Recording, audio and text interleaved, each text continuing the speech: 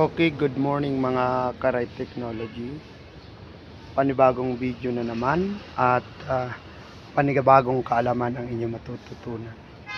So, pag-usapan natin yung soil composition sa mga seedling. Ito po yan ay compost.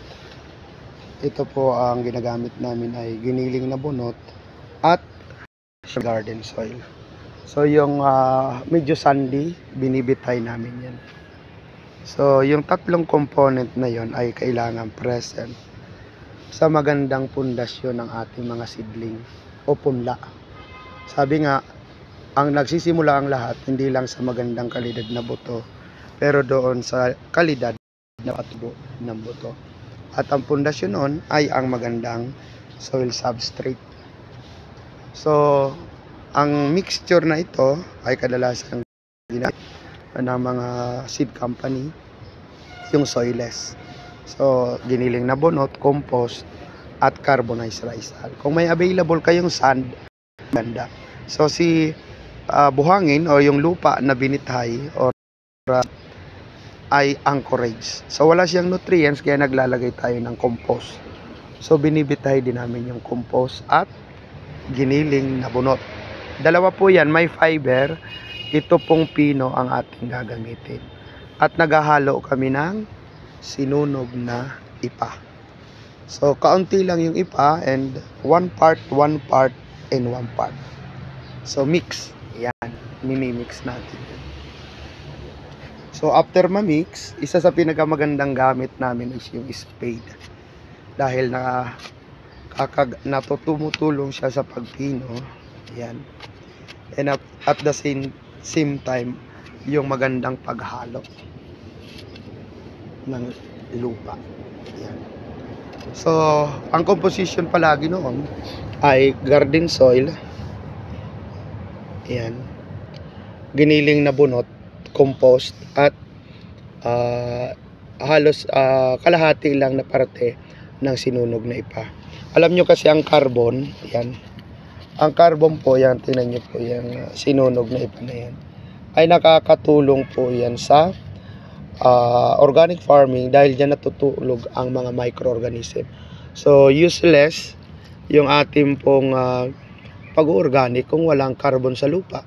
So, para magkaroon sila ng tirahan, yung ating compost, yung nutrients sa compost ay pumapasok po at natutulog sa ating carbon o sa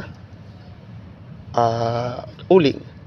Another is yung ating pong tubig ay iniimit ng ating uling at ang ating pong sinunog na ipa ay nagno-neutralize ng ating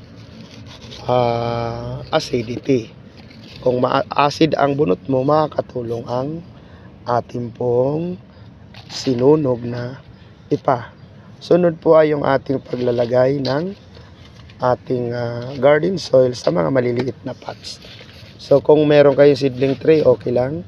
Kung gusto niyo naman ito, pwede rin po para maging mas malalaki at mabulas ang ating seedling or seedling bag. Yan. So, buhagag na siya. So, mahalaga yun. Kung papalitan niyo po yung giniling na bunot at mahal, pwede kayong gumamit ng bulok na ipa. So, ito yung katulad nito, bulok na ipa. So, may pinunla na po tayo ditong sili. Gagawin nyo, tutusukin nyo lang po yan. Yan. So, kukuha kayo ng isa. Gamit yung stick. Pagbuhagag kasi, napakagandang ang pagta-transplant. Yan. Yan. And then, i-press nyo lang. Yan. Kuha ka uli. Ito naman basil ito. So, kuha ka uli. Ayan. Sa mga nagsisimula, pang home garden, pwede mo itong gayahin. Ayan. At lagay natin ang seedling. Gagawa lang kayo ng butas. Enough to accommodate yung ating seedling and then press. Yan.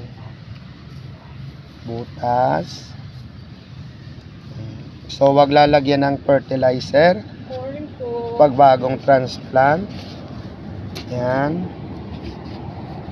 Tubig lang, pwede na po. Then, dilig.